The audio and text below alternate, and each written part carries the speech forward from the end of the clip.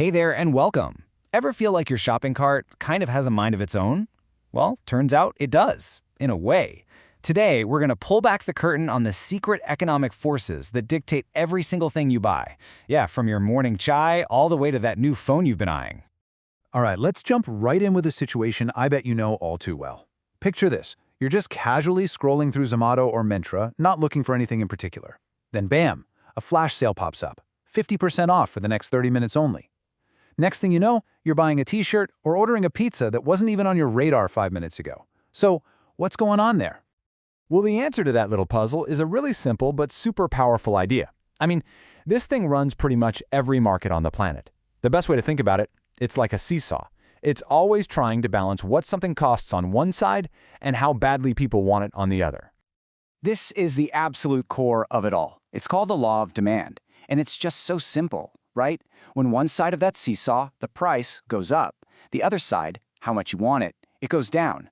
And of course, when the price drops, your demand shoots right up. And that, my friends, is the magic behind that flash sale. You know, what's really cool is that this isn't some new marketing gimmick. This idea, it was defined perfectly like over 100 years ago by an economist named Alfred Marshall.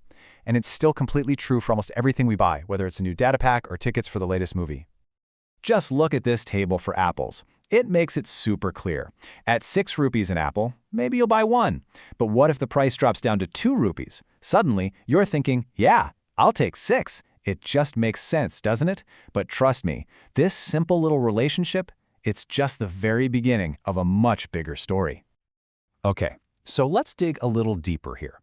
Because look, if it was only about the price tag, our shopping habits would be ridiculously easy to predict. But they're not, are they? There are a bunch of other hidden forces at work pushing you to click that Buy Now button that have nothing to do with the actual cost. No, really, just think about it for a second. Why did you pick the exact phone you have right now? Or why do you buy a particular brand of coffee?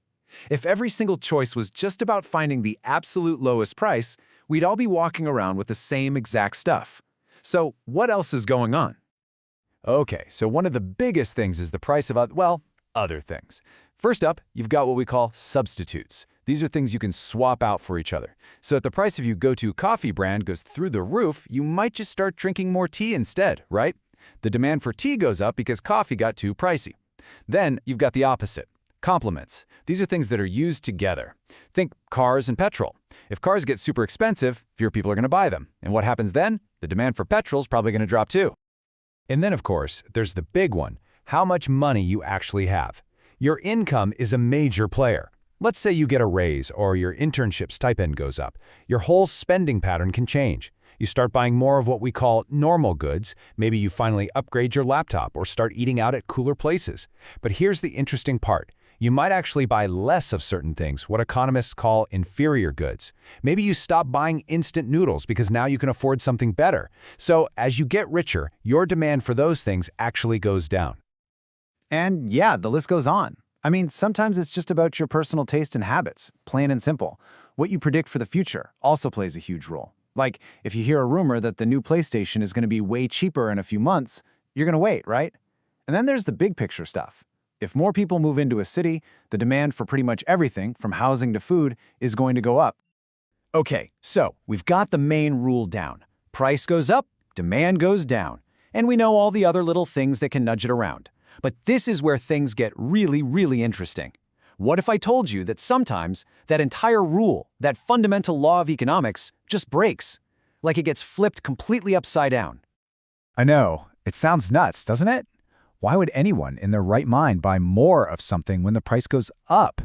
It just seems wrong. But it absolutely happens. And these weird exceptions, they actually tell us a whole lot about how we think. So this first one is a famous paradox in economics. It's called a Giffen good.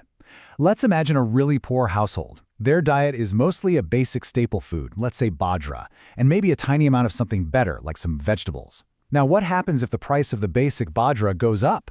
Well, their budget is now even tighter. They can't afford the vegetables at all anymore. So what do they have to do just to get enough calories to survive? They have to cut out the veggies completely and buy even more of the bajra, even though its price just went up. It's wild. A price increase actually caused demand to increase. And then you have the complete polar opposite of that. This is the status symbol effect. Economists sometimes call these Veblen goods. With these things, the high price is the reason people want it. I'm talking luxury cars, high-end watches, that kind of stuff. The crazy price tag is a signal. It screams exclusivity, wealth, quality. That's what makes it so desirable. In fact, if the price dropped, the demand might actually go down because it wouldn't feel so special anymore. All right, so why are we geeking out so much about the secret rules of your shopping cart? Well, because understanding this whole demand thing, it's not just some theory to help you pass an exam. This is a concept that is quietly shaping our entire world, from your neighborhood store all the way up to national policy. I mean it. This one idea is behind huge, massive decisions that get made every single day. A company is using it right now to figure out the perfect price for their next product. A factory manager uses it to decide exactly how much to produce so nothing goes to waste. And yeah, even the government uses it to predict how a new tax will play out. They know that if they tax something people can't live without, like petrol, they're going to make a lot of revenue. That's a huge part of how a country's finances work, and it all comes back to this simple law of demand. So here's a thought for you. The next time you're shopping and you're about to buy something, especially if it's expensive, just pause and ask yourself, am I buying this thing or am I buying what the price tag says about it? Because once you know the rules, you'll start to see them in action absolutely everywhere. Thanks for tuning in.